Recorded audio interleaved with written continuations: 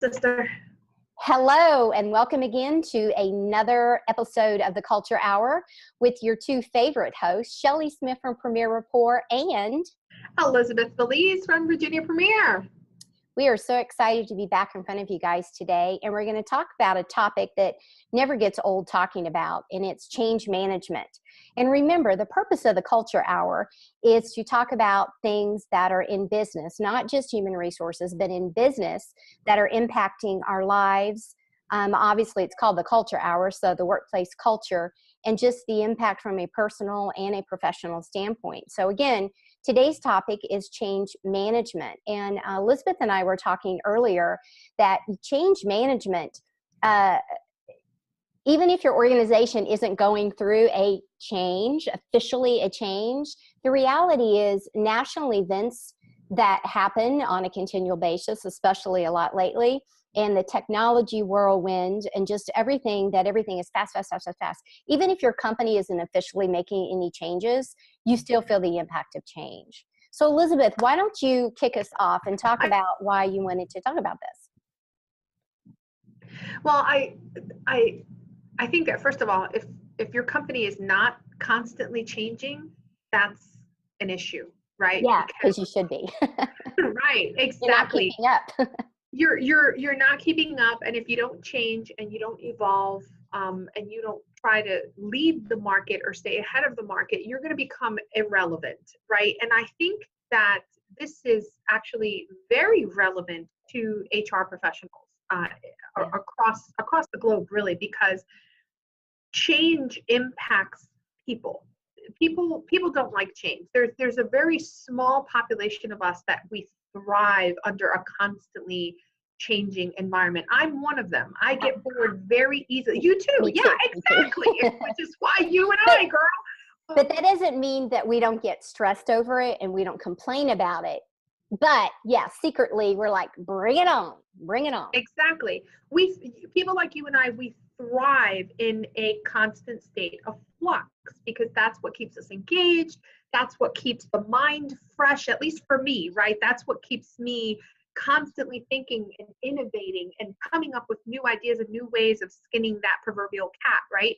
Yep. But so your company should always be looking at evolving and becoming the better version of itself. But one of the things that I've seen a lot, both as a practitioner, which I am now, and as a consultant, which I still wear that hat on occasion, is leaders and organizations are still ramming change down people's throats.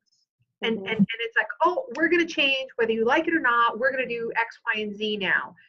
Well, that's all well and good, but it actually isn't. And the problem that you're going to have is that group of resistors is going to be way bigger than it needs to be, right? You've got your early adopters, you've got the people in the middle, which a colleague of mine referred to them as the undecided voters, right? Yeah, that's true. It's right? True. And you know what?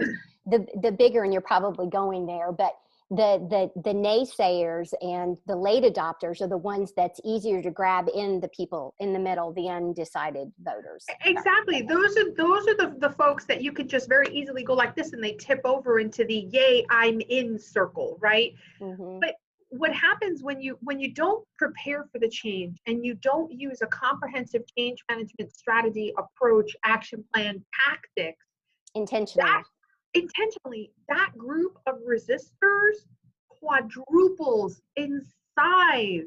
And then what really stinks about that is it becomes a far steeper uphill battle, as opposed to maybe this is your uphill battle. Now your uphill battle is like this.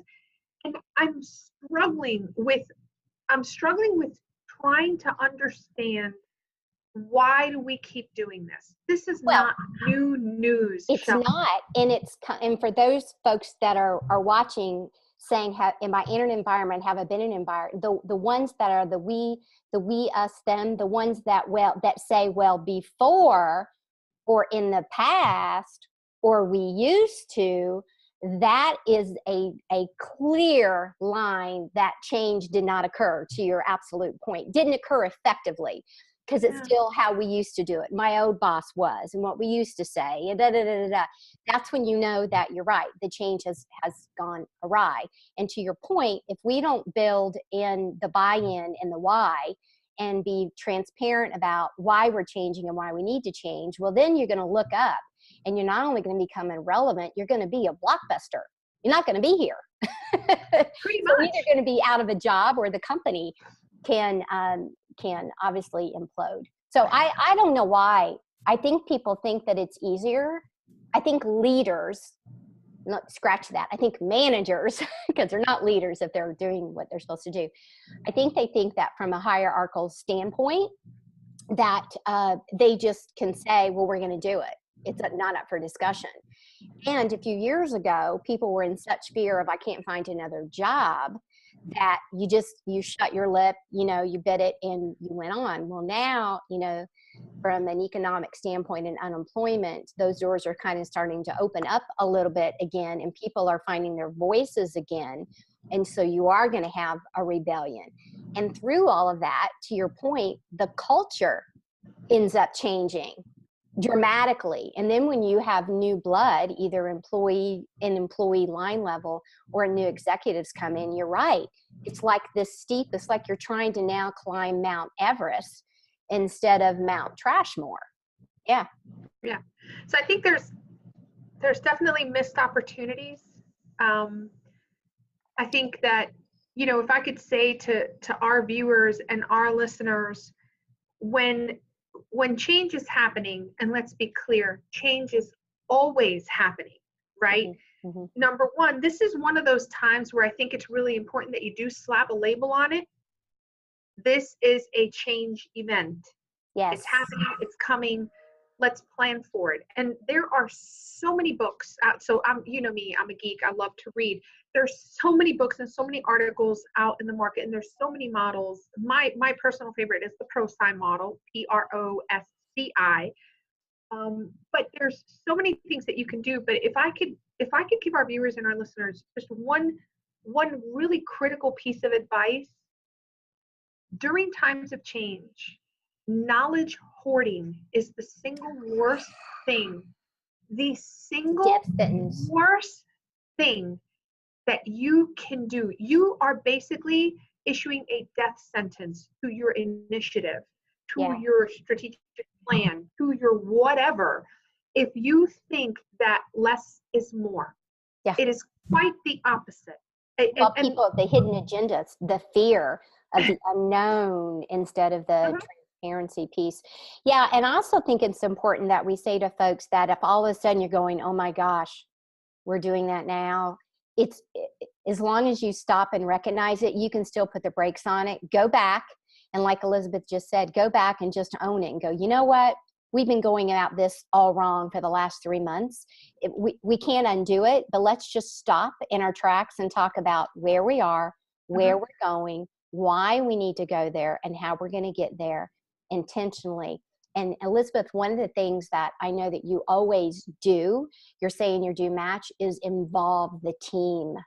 Involving the team, especially during change, is incredibly critical. And you're really, really good at that transparency. And sometimes people don't want to hear what you have to say, but the reality is you're not, to your point, you're not holding any secret. So I think it's important for viewers to know that they can stop, rip the Band-Aid off and start over again, even when your change you think is going successfully, if you haven't been, transparent, and also how long the change is going to happen, because sometimes those initiatives go on for months, or there's an 18-month or a 24-month period, especially if a company is in the middle of any sort of a merger acquisition and they're not at the appropriate time telling people about it. And you can even, and I'll take that a step further and say to our viewers, if you can't put the brakes on, right? That's actually okay. Don't freak out. Okay. What you have to now do is create a concurrent change management process.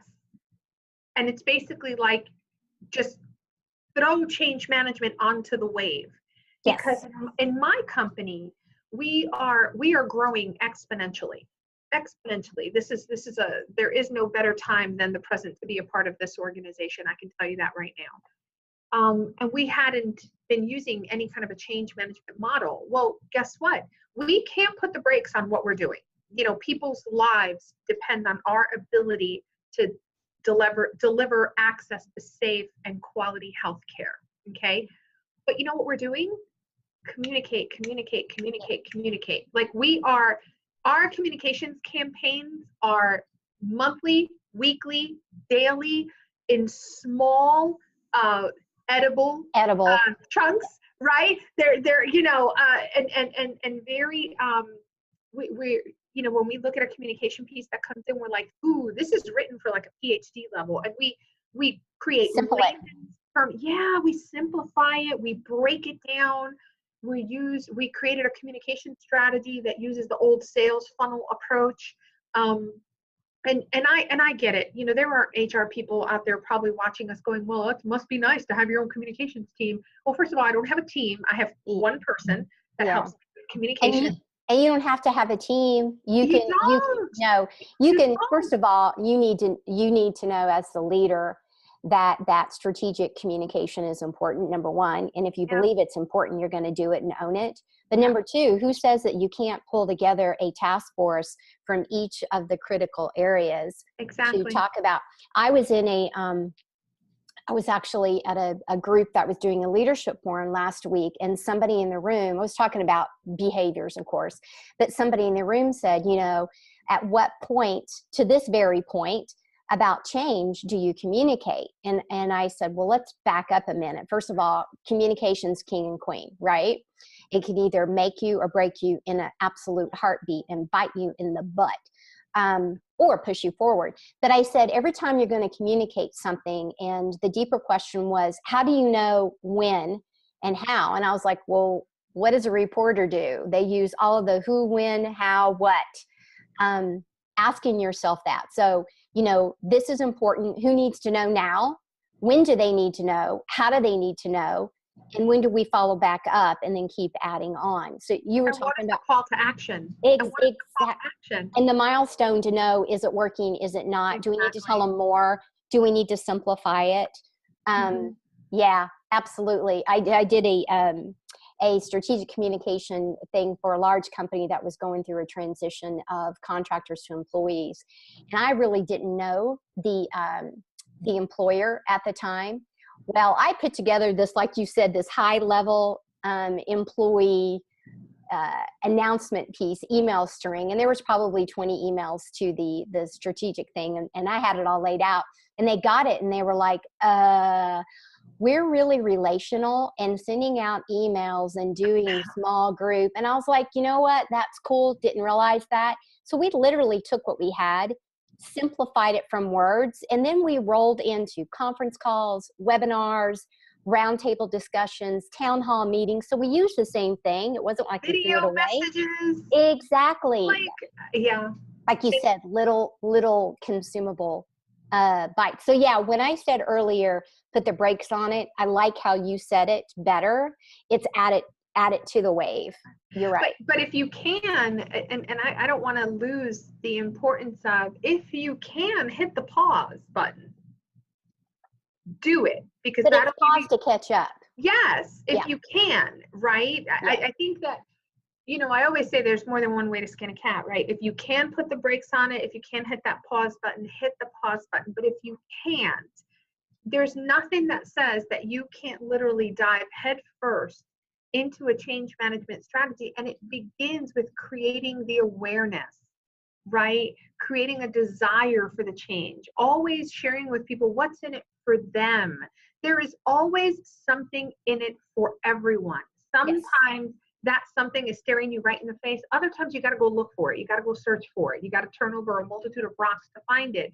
But I cannot emphasize enough the importance of managing, leading, and driving change the right way. Brute force is not going to work. I've seen it.